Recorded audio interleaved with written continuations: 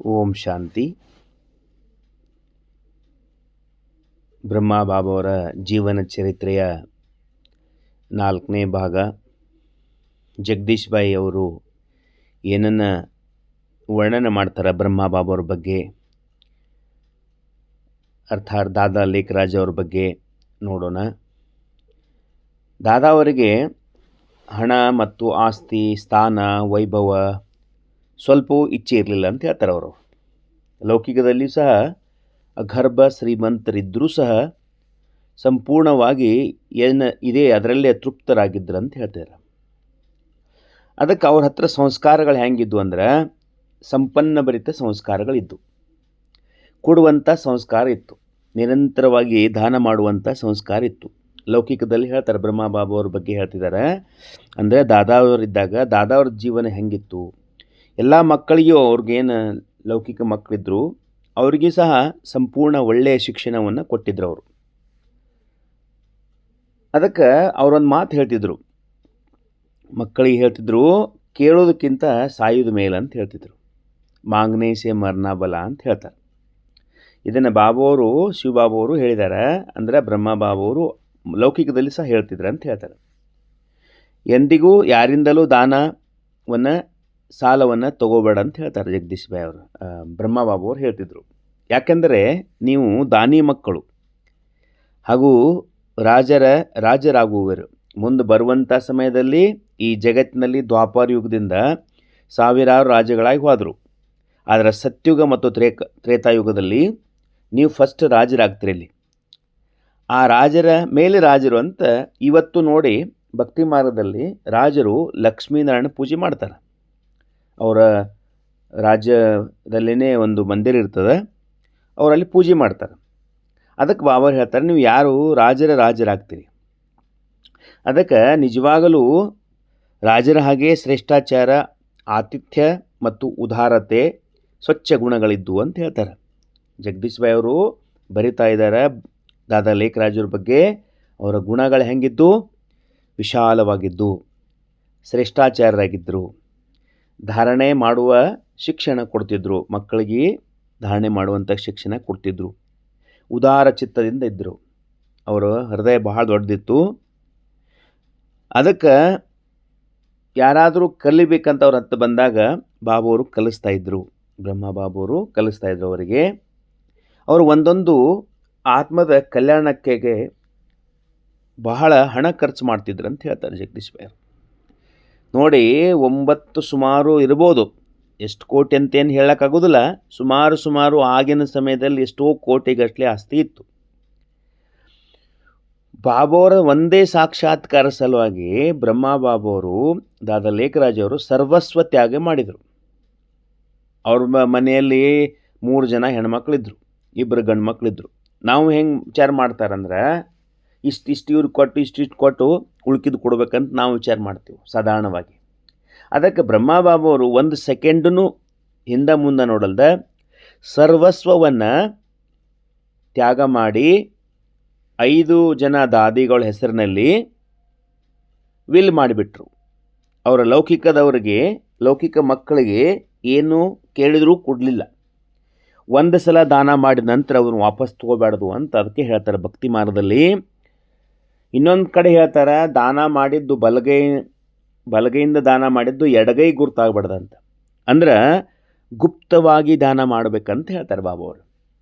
ಮುಂದೆ ಹೇಳ್ತಾರೆ ಜಗದೀಶ್ ಭಾಯ್ ಹೇಳ್ತಾರೆ ಬಾಬಾವ್ರ ಬಗ್ಗೆ, ಏನಿತ್ತಪ್ಪ ಅವರು ಅಂತ ಎಲ್ಲರ ಬಗ್ಗೆ ಕಲ್ಯಾಣದ ಭಾವನೆ ಅವರತ್ತಿಗಿತ್ತು.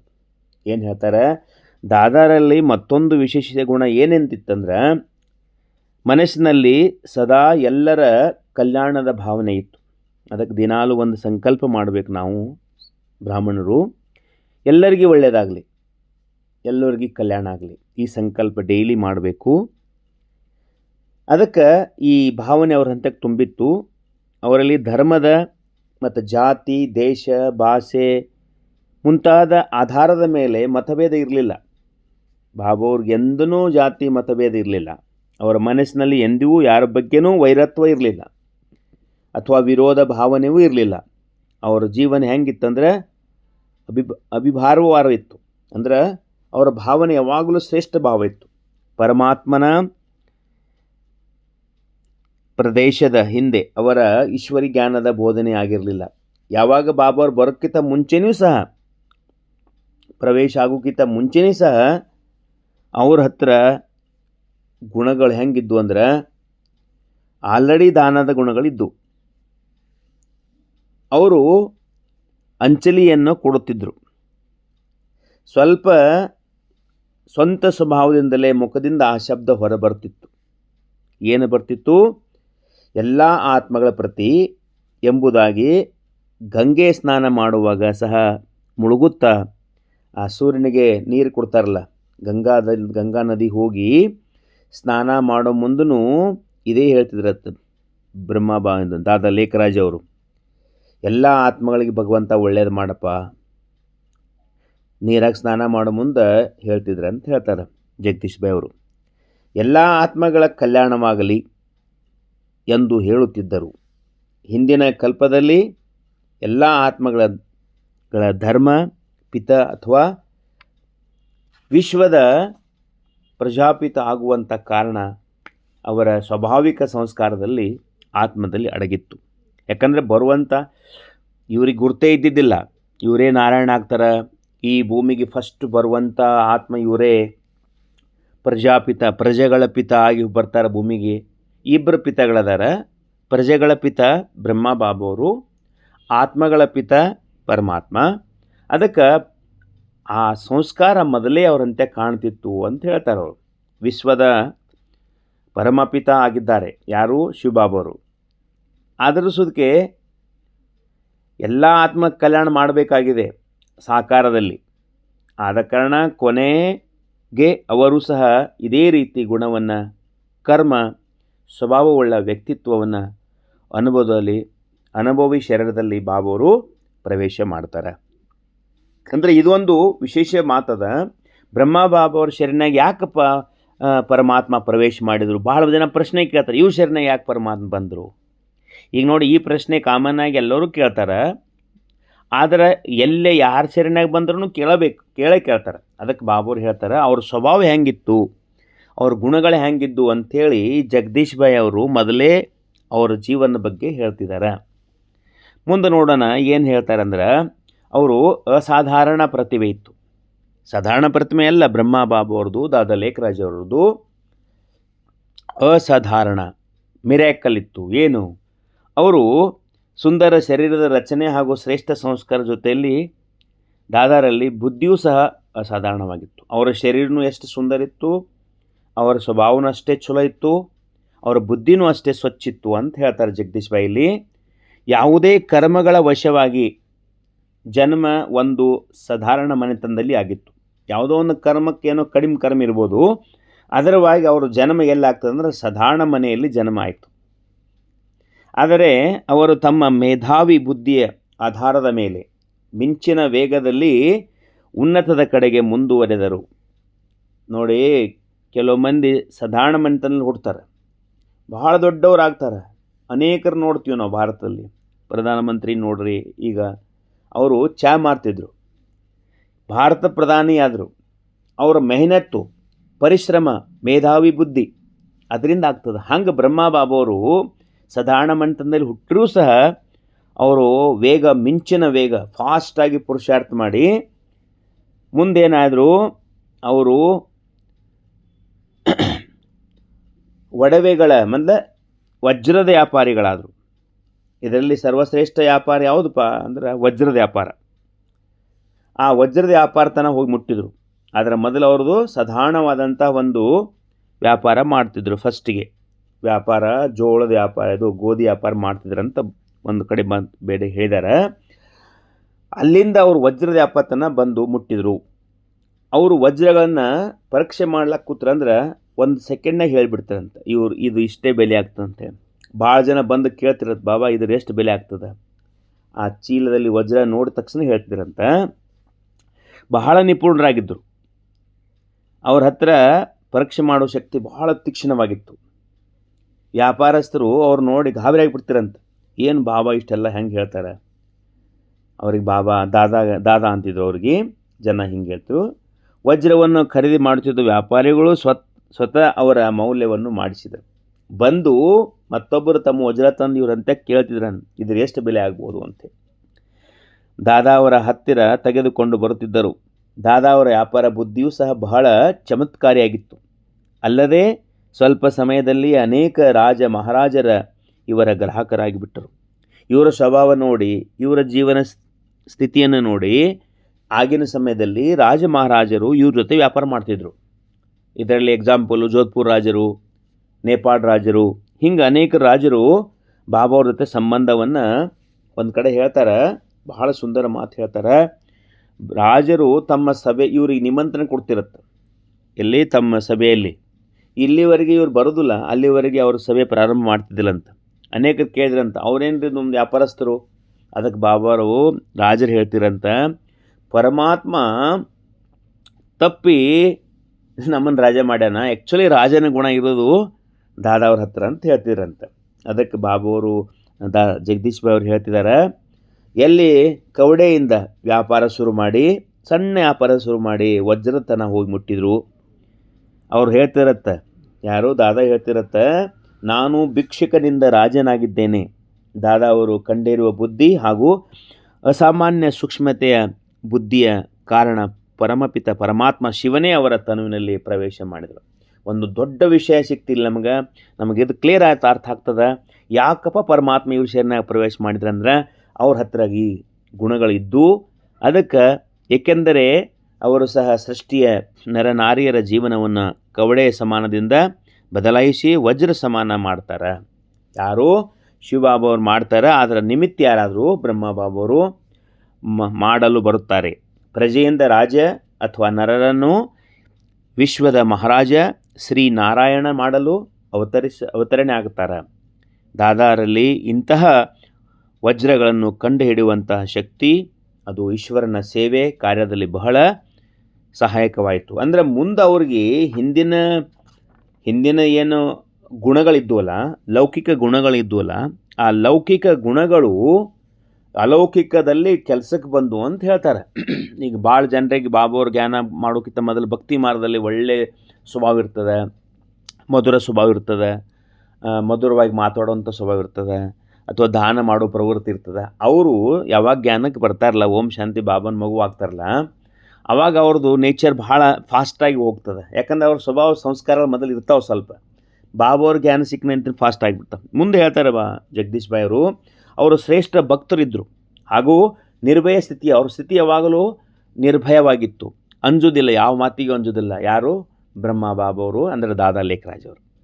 ದಾದಾ ಅವರು ಯಾವ ರೀತಿ ಶ್ರೇಷ್ಠ ಭಕ್ತರಾಗಿದ್ದಾರೆಂದರೆ ಅವರು ಎಂದಿಗೂ ತಮ್ಮ ನಿಯಮಗಳನ್ನು ಮರೀಲಿಲ್ಲ. ಅವರು ಒಂದು ನಿಯಮಗಳು ಮಾಡ್ಕೊಂಡಿದ್ರು. ಆ ನಿಯಮಗಳನ್ನು ನಾವು ಮನಸ್ಸಿಗೆ ಬಂದಾಗ ಚೇಂಜ್ ಮಾಡ್ಕೋತೀವಿ, ಆದರೆ ಅವರು ಮಾಡ್ಕೊಳ್ಳಿಲ್ಲ.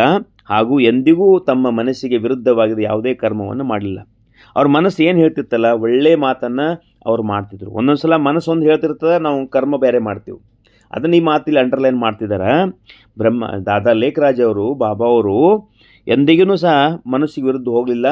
ಅದಕ್ಕೆ ಇಲ್ಲಿ ಈ ನಿಯಮಗಳ ಬಗ್ಗೆ ಏನು ಹೇಳ್ತಾರೆ ಅಂದರೆ, ಅವರು ಬೆಳಗಿನ ಜಾವ ಈ ಪೂಜೆ ಪುನಸ್ಕಾರ, ಭಗವದ್ಗೀತೆ ಓದೋದು, ವ್ಯಾಪಾರಸ್ಥರು ರಾಜರು ಬಂದರು, ಯಾರೋ ವ್ಯಾಪಾರಸ್ಥರು ಮಾಡ್ಲಿಕ್ಕೆ ಬಂದು ನಾವೇನು ಮಾಡ್ತೀವಿ, ನಂತರ ಮಾಡ್ಲಿಕ್ಕಿಂದ ಬಿಟ್ಟು ಹೋಗ್ತೀವಿ. ಅವ್ರು ಮಾಡಲಿಲ್ಲ ಹಂಗೆ, ಅದನ್ನು ಮುಗಿದ ನಂತರನೇ ವ್ಯಾಪಾರ ಪ್ರಾರಂಭ ಮಾಡೋದು. ಅದಕ್ಕೆ ಪರಿಸ್ಥಿತಿ ಎಂಥ ಬಂದರೂ ಸದಾಚಾರ, ಸೌಜನ್ಯ, ಸದ್ವ್ಯವಹಾರ ಹಾಗೂ ಭಕ್ತಿಯ ಭಾವನೆಯನ್ನು ಬಿಡಲಿಲ್ಲ. ಮುಂದೆ ಆ ಗುಣಗಳು ಸಹ ಜ್ಞಾನ ಮಾರ್ಗದಲ್ಲಿ ಉಪಯೋಗ ಆಯಿತು ಅಂತ ಹೇಳ್ತಾರೆ. ದಾದಾ ಅವ್ರ ಬಗ್ಗೆ ಹೇಳ್ತಾರೆ, ದಾದಾ ಲೋಕ ಮರ್ಯಾದೆ ಅಥವಾ ಯಾವುದೇ ಆಲೋಚನೆ ಭಯದಿಂದ ತಮ್ಮ ನೇಮವನ್ನು ಬಿಡಲಿಲ್ಲ. ಈಗ ಮಾನ ಮರ್ಯಾದೆ ಜನ ಲೌಕಿಕದವ್ರು ಮಾತಾಡ್ತಾರೆ, ಎಂದೂ ಆ ಮಾತು ಗಮನ ಕೊಡಲಿಲ್ಲ ಅವರು. ಅದಕ್ಕೆ ಹೇಳ್ತಾರೆ, ನಿಂದ ಸ್ತುತಿ ಮಾನ ಅಪಮಾನದಲ್ಲಿ ಯಾರು ಸಮಾನ ಇರ್ತಾರಲ್ಲ ಅವರು ಯೋಗಿಗಳಂತ ಹೇಳ್ತಾರೆ. ಮಾನತೆ ಅಥವಾ ಪುರುಷಾರ್ಥದವನ್ನು ಬಿಡಲಿಲ್ಲ. ರಾಜರೇ ಇರಲಿ, ಮುಖಂಡರೇ ಇರಲಿ, ಅಂದರೆ ಯಾರೇ ಬರಲಿ, ಯಾರು ದೊಡ್ಡವರೇ ಬರಲಿ, ರಾಜರೇ ಬರಲಿ. ಆಗಿನ ಟೈಮ್ದಾಗ ರಾಜರಿದ್ದರು, ಮುಖಂಡರು, ಪೊಲಿಟಿಷಿಯನ್ಸ್ ಬಂದರು, ಅವರು ತಮ್ಮ ನಿಯಮವನ್ನು ಬಿಡಲಿಲ್ಲ. ಎಂಥ ಉಪದ್ರವಿ ಬಂದರೂ ಸಹ ತಮ್ಮ ನಿಯಮಗಳು ಬಿಡಲಿಲ್ಲ. ದಾದಾ ಯಾವುದೇ ಒಳ್ಳೆಯ ಕಾರ್ಯಕ್ಕೆ ಯಾರಿಗಾಗೂ ಸಂಕೋಚ ಕೊಡುತ್ತಿರಲಿಲ್ಲ. ಅಂದರೆ ಮಾಡ್ತಾಯಿದ್ರು, ಸಂಕೋಚ ಪಡಲಿಲ್ಲ. ಅವರು ತಮ್ಮ ನಿರ್ಧಾರವನ್ನು ಪರಿಪಕ್ವವಾಗಿದ್ದರು. ತಮ್ಮ ನಿರ್ಧಾರದಲ್ಲಿ ಅವರು ಯಾವಾಗಲೂ ಪರಿಪಕ್ವವಾಗಿದ್ದರು ಅಂತ ಹೇಳ್ತಾರೆ. ಮುಂದೆ ಹೇಳ್ತಾರೆ, ಮನಸ್ಸಿನ ಸತ್ಯತೆ, ದಾದಾ ಅವ್ರ ಹತ್ರ ಮನಸ್ಸಿನ ಸತ್ಯತೆ ಇತ್ತು. ದಾದಾ ಅವರ ಸಂಸ್ಕಾರ ಬಹಳ ಶುದ್ಧವಾಗಿತ್ತು ಹಾಗೂ ಎಲ್ಲರವರಲ್ಲಿ ವಿಶ್ವಾಸವನ್ನು ಇಡುತ್ತಿದ್ದರು. ಯಾಕಂದ್ರೆ ಬಹಳ ವಿಶ್ವಾಸ ವ್ಯಕ್ತಿ ನೋಡು, ನೀವು ಜಗತ್ತಿನಲ್ಲಿ ಒಳ್ಳೆಯವರು ಇರ್ತಾರೆ, ತುಂಬ ಒಳ್ಳೆಯವರು, ಎಲ್ಲರವ್ರ ಬಗ್ಗೆ ವಿಶ್ವಾಸ ಇಡ್ತಾರೆ. ಅಂದರೆ ಅವ್ರಿಗೆ ಗುರ್ತಿರ್ತಾರೆ ಇವರು ಒಳ್ಳೆಯವರು ಅದಾರಂತೆ. ಅದೇ ಅವರ ಸತ್ಯ ಮಾತನ್ನು ಇದು ಅನುಭವ ಆಗ್ತದೆ. ಎಂದಿಗೂ ಅವರು ಯಾರಿಗೂ ಸಹ ಸಂದೇಹ ಇರಲಿಲ್ಲ. ಯಾರೇ ಅವರಿಂದ ವ್ಯಾಪಾರವಾಗಲಿ, ಕೊಡುವುದಾಗಲಿ, ತೆಗೆದುಕೊಳ್ಳುವುದಾಗಲಿ ಮಾಡಿದಾಗ ಅವರಿಗೆ ಒಳ್ಳೆಯವರಲ್ಲಿ ವ್ಯಾಪಾರ ಮಾಡಿದ್ದೇವೆಂದು ನಿಶ್ಚಯ ಇರ್ತಿತ್ತು. ಯಾರೇ ವ್ಯಾಪಾರ ಮಾಡಿದ್ರೆ ಅವರ ಒಳ್ಳೆಯವರು ಅಂಥೇಳಿ ನಿಶ್ಚಿಂತಿರ್ತಿದ್ರು. ಎಲ್ಲರೂ ದಾದೋರ ಬಗ್ಗೆ ಅವರ ನಂಬಿಕೆ ಉಳ್ಳವರಿಗಿದ್ದರು, ಮನಸ್ಸಿನ ಸತ್ಯವಾದಿಗಳಾಗಿದ್ದರು. ಕೊನೆಗೆ ಸತ್ಯತೆಯಿಂದ ಕಾರಣವೇ ಸತ್ಯಕ್ಕೆ ಪರಮಾತ್ಮನ ಒಪ್ಪಿಗೆ ಆದರು. ಅದಕ್ಕೆ ಸತ್ಯವಾಗಿ ಇದ್ದವರು ಅದಕ್ಕೆ ಪರಮಾತ್ಮ ಅವರ ಶರೀರದಲ್ಲಿ ಪ್ರವೇಶ ಮಾಡ್ತಾರೆ ಅಂತ ಹೇಳ್ತಾರೆ ಇಲ್ಲಿ ಜಗದೀಶ್ ಬಾಯಿ. ಆದರೆ ಸತ್ಯ ಸ್ವರೂಪ ಪರಮಾತ್ಮನ ಅವರ ತನುವಿನಲ್ಲಿ ಪ್ರವೇಶ ಮಾಡಿದರು. ನೋಡ್ರಿ, ಯಾರು ಮಾಡ್ತಾರೆ, ಯಾಕೆ ಮಾಡ್ತಾರೆ ಅಂದರೆ ಇದು ಕಾರಣ ಹೇಳ್ತಿದ್ದಾರೆ ಜಗದೀಶ್ ಬಾಯಿ. ಎಷ್ಟೇ ಎಣಿಸಿದರೂ ದಾದಾ ಅವರಲ್ಲಿ ಗುಣಗಳ ವರ್ಣನೆ ಮಾಡುವುದು ಕಠಿಣವಾಗುತ್ತದೆ. ಅಂದರೆ ನಾವು ಭಾಳ ವಿಚಾರ ಮಾಡಿ ಇನ್ನೂ ಹೆಚ್ಚಿಗೆ ಮಾಡ್ಬೋದು, ಆದರೆ ಅವ್ರಿಗೆ ಭಾಳ ಒಳ್ಳೆಯ ಗುಣಗಳು ಲೆಕ್ಕ ಆಗ್ತಾ ಇಲ್ಲ. ಈ ಜೀವನ ಕಥೆ ಓದುವುದರಿಂದ ಕೇಳಿ, ಈ ಜೀವನದ ಕಥೆಯನ್ನು ಓದುವುದರಿಂದ ತಮ್ಮ ಜೀವನದ ಅನೇಕ ದಿವ್ಯ ಗುಣಗಳ ಧಾರಣವಾಗುತ್ತದೆ. ಕೇಳುವುದರಿಂದ ನಮಗೂ ಆನಂದ ಆಗ್ತದೆ, ಇದರ ಧಾರಣೆ ಆಗ್ತದೆ ಹಾಗೂ ಜೀವನ ಪವಿತ್ರವಾಗ್ತದೆ. ಆದ್ದರಿಂದ ಇದರ ಹೆಸರು ಏನಿಟ್ಟರೆ ಜಗದೀಶ್ ಬಾಯು, ಜೀವನವನ್ನು ಬದಲಾಯಿಸುವಂತಹ ಅದ್ಭುತ ಜೀವನ ಕಥೆ. ಬ್ರಹ್ಮಬಾಬಾವರ ಜೀವನ ಕಥೆ ಏನು ಹೆಸರಿಟ್ಟರೆ ಜಗದೀಶ್ ಬಾಯಿ, ಜೀವನವನ್ನು ಬದಲಾಯಿಸುವಂತಹ ಅದ್ಭುತ ಜೀವನ ಕಥೆ ಎಂದು ಇಡಲಾಗಿದೆ. ಈ ಅದ್ಭುತ ಕಥೆ 5,000 ವರ್ಷಗಳ ನಂತರ ಮತ್ತೆ ಪುನರಾವರ್ತನೆ ಆಗುತ್ತದೆ. ಇಲ್ಲಿ ಜಗದೀಶ್ ಬಾಬು ಮಾತು ಹೇಳ್ತಾರೆ, ಈ ಪುಸ್ತಕವನ್ನು ಬರೆದಿದ್ದ ಉದ್ದೇಶ ಏನು ಜಗದೀಶ್ ಬಾಯಿ ಅಂದರೆ, ಜಗತ್ತಿಗೆ ತೋರಿಸ್ಕೊಡ್ಬೇಕು ಬ್ರಹ್ಮಬಾಬಾ ಯಾರಿದ್ದರು, ಅವ್ರ ಮೊದಲು ಏನಿದ್ರು, ಹೆಂಗಿದ್ರು, ಅವರ ಜೀವನ ಹೆಂಗಿತ್ತು. ಅದಕ್ಕೆ ನಾವು ಜ್ಞಾನಕ್ಕೆ ಬಂದ ನಂತರ ಈ ಮಾತುಗಳನ್ನು, ಕೆಲವೊಂದು ಮಾತುಗಳನ್ನು ಬಹಳ ಕೆಲಸಕ್ಕೆ ಬರ್ತಾವೆ. ಇದು ಪೀಠಿಕೆ ಮಾಡಿದ್ರು ಯಾರು, ನಮ್ಮ ಜಗದೀಶ್ ಬಾಯಿ ಅವರು ಇವ್ರ ಬಗ್ಗೆ ಇಷ್ಟು ಮಾಡಿದ್ದಾರೆ. ಮುಂದಿನ ವಿಷಯವನ್ನು ಮುಂದೆ ಮತ್ತೆ ನೋಡೋಣ. ಅಲ್ಲಿಂದ ಈಗ ಅಮೃತ ಯೋಚನೆ ಸೂಚನೆ ಪ್ರಾರಂಭ ಆಗ್ತದೆ. ಅದರಲ್ಲಿ ಭಾಗ 1 ಮತ್ತು ಭಾಗ 2 ಅದಾವ. ಸ್ವಲ್ಪ ಕೇಳ್ಕೊತ ಅವರ ಬ್ರಹ್ಮ ಬಾಬಾವ್ರ ಬಗ್ಗೆ ನಾವು ಅವ್ರ ಹಾಗೆ ಆಗ್ಲಕ್ಕೆ ಪ್ರಯತ್ನ ಮಾಡೋಣ. ಸರ್ವರಿಗೂ ಶುಭವಾಗಲಿ. ಓಂ ಶಾಂತಿ, ಓಂ ಶಾಂತಿ, ಓಂ ಶಾಂತಿ.